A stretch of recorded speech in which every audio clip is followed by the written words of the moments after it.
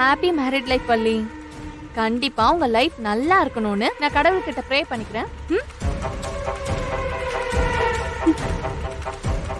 Thank you Renuka.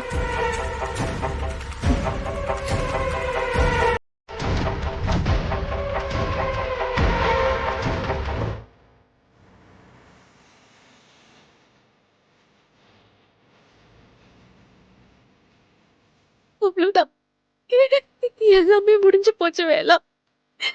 நான் உன்னை miss பண்ண போறேன். இதுக்கப்புறம் நான் உன்னை சந்திப்பேன்னு தெரியல வேலா.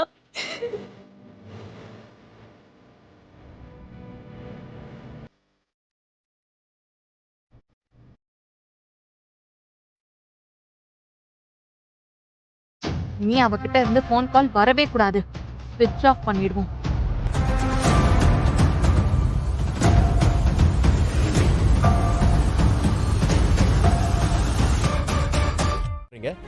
இதுவே என் வேலை இருந்திருந்தான்னா ஒத்த ஆளா மொத்த வேலையும் முடிச்சிருப்பான். ஐயா இப்ப முடிச்சிடறேன். போங்க போங்க, சீக்கிரம் வேலையை முடிங்க. போங்க, நிக்காதீங்க, போங்க. சட்டு புட்டுன்னு வேலையை முடிங்க. ஏன் தான் இந்த வேலை இப்படி பண்ணிக்கிட்டு இருக்கானோ? அவன் இல்லைன்னா இங்க ஒரு வேலை நடக்க மாட்டேங்குது. ச்சே.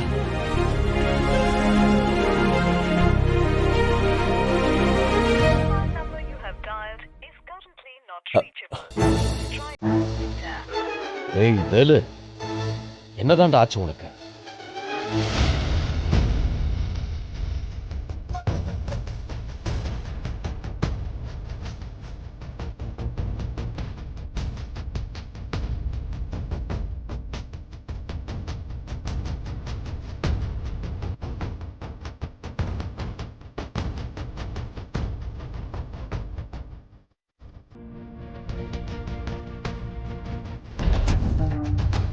என்ன சித்தி, எதுவும் பேசாம ரொம்ப நேரமா அமைதியா இருக்கீங்க? ஏதாவது பேசுங்க. நீங்க பேசாம இருக்கிறது எனக்கு ஒரு மாதிரியா இருக்கு சித்தி. என்ன பேசுறது வள்ளி? எதுக்கு என்ன நீ கோவில் கூட்டிட்டு போன? எதுக்கு அங்க இருந்து அழுதுட்டு வந்தா கேட்கணும்னு தோணுது.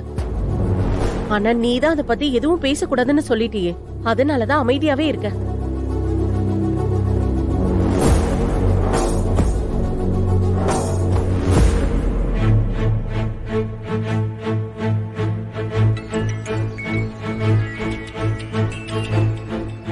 இவர் எதுக்கு இப்ப போன் பண்றாரு?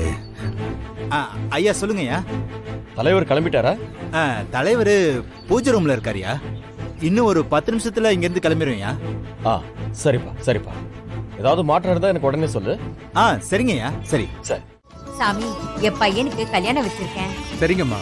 முதல் பத்திரிக்கைய சாமிக்கு படைக்கிறது தான் எங்களுக்குள்ள வழக்கம். அதனால குழந்தைங்க நல்லா இருக்கணும்னு வேண்டிக்கிட்டு அர்ச்சனை பண்ணி கொடுங்க சாமி. அதுக்கு என்னம்மா, நல்லபடியா பண்ணிட்டா போச்சு. என்னது இது? பத்திரிகையில மஞ்சள் வைக்காம விட்டுருக்கேளே.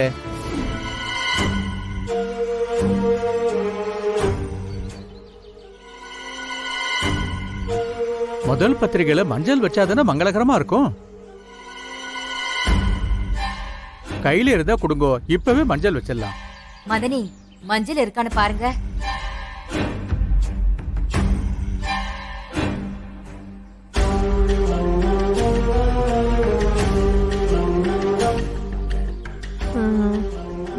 மதனி இல்லையா? மதனி மஞ்சள் இல்லைங்களே சாமி. ஒன்னும் பிரச்சனை இல்ல, பக்கத்துல தான் கடை இருக்கு, போய் வாங்கிட்டு வர சொல்லுங்க. நல்ல நேரம் நிறைய இருக்கு, பொறுத்து கூட அர்ச்சனை பண்ணிக்கலாம். இருங்கம்மா, நான் போய் வாங்கிட்டு வந்துடுறேன். இருங்க அம்மா, நானே இவர் கூட போயிட்டு வந்துடுறேன். ஏய், எப்ப பாரு கைய புடிச்சுக்கிட்டே தான் இருப்பியா? கல்யாணத்துக்கு முன்னாடியே இப்படினா கல்யாணத்துக்கு அப்புறம் இடுப்புல தூக்கி வச்சுக்கிட்டா இறக்கிய விடமாட்ட போல. ரேணுகா, நீ இங்கே இரு, நான் போய் வாங்கிட்டு வந்துடுறேன். இல்லங்க, நானும் உங்க கூட வருவேன். ஏய், அவன் தான் போயிட்டு வரேன்னு சொல்றான்ல, அப்புறம் என்ன? மாப்ள, நீ போயிட்டு சீக்கிரம் விட மாப்ள. ஏங்க, இப்ப நீங்க அங்க போனா இங்க உங்க தங்கச்சி கல்யாணம் நடக்க வேண்டாமா? என்ன சொல்ற? இங்க பாருங்க, நீங்க அங்க போயிட்டா எங்க அம்மா ஏதாவது ஒரு பிரச்சனை பண்ண போறாங்கன்னு தான் நான் சொல்றேன். என்ன தயவு செஞ்சு தப்பா நினைக்காதீங்க. ஏய், எல்லாம் தெரிஞ்ச நீ எப்படி பேசலாமா? நான் இப்ப அங்க போகலைன்னா எல்லாமே முடிஞ்சு போயிடும். அப்புறம் வள்ளி மேடத்தை யார் காப்பாத்துறது? ஏங்க உங்க கவலை எனக்கு புரியுது. ஆனா இப்ப என்னால உங்களுக்கு எந்த சப்போர்ட்டும் பண்ண முடியாது. இங்க பாருங்க, இந்த பூஜை ரொம்ப முக்கியமான பூஜைன்னு சொல்லி தானே உங்களை கூட்டிட்டு வந்தாங்க. ஏற்கனவே நலங்கு வைக்கும் போது நீங்க அங்க இல்லன்னு சொல்லிட்டு அம்மா அங்க பெரிய பிரச்சனை பண்ணாங்க. இப்ப இன்னைக்கும் நீங்க இங்க இல்லனா கண்டிப்பா எங்க அம்மா பயங்கரமா கோவப்படுவாங்க. இது எனக்கு பண்ற பூஜையா இருந்தா கூட நான் ஏதாவது சொல்லி சமாளிச்சிருவேன். ஆனா இது உங்க தங்கச்சிக்குங்கும் போது என்னால எதுவுமே பேச முடியாதுங்க. ப்ளீஸ் கொஞ்சம் புரிஞ்சுக்கோங்க. எனக்கு புரியுது ரேணுகா, ஆனா எனக்கு ஒரு வழியே இல்ல.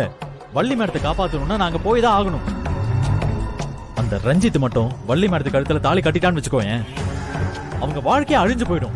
ஏய், இந்த விஷயத்துல நீ எனக்கு ஹெல்ப் பண்றதான்னு சொன்ன, இப்ப ஏன் அப்படி பண்ற? ஆமாங்க, நான் உங்களுக்கு ஹெல்ப் பண்றேன்னு தான் சொன்னேன். என்னால உங்களை விட்டு கொடுக்க மட்டும் தான் முடியும். அததான் நான் எப்பவோ பண்ணிட்டேனே. ஆனா உங்க தங்கச்சி கல்யாண விஷயத்துல எல்லாம் என்னால எதுவுமே பண்ண முடியாதுங்க.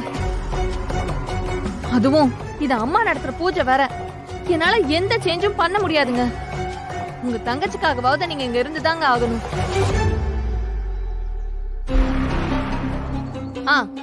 வேணும்னா நீங்க ஒண்ணு பண்ணுங்க.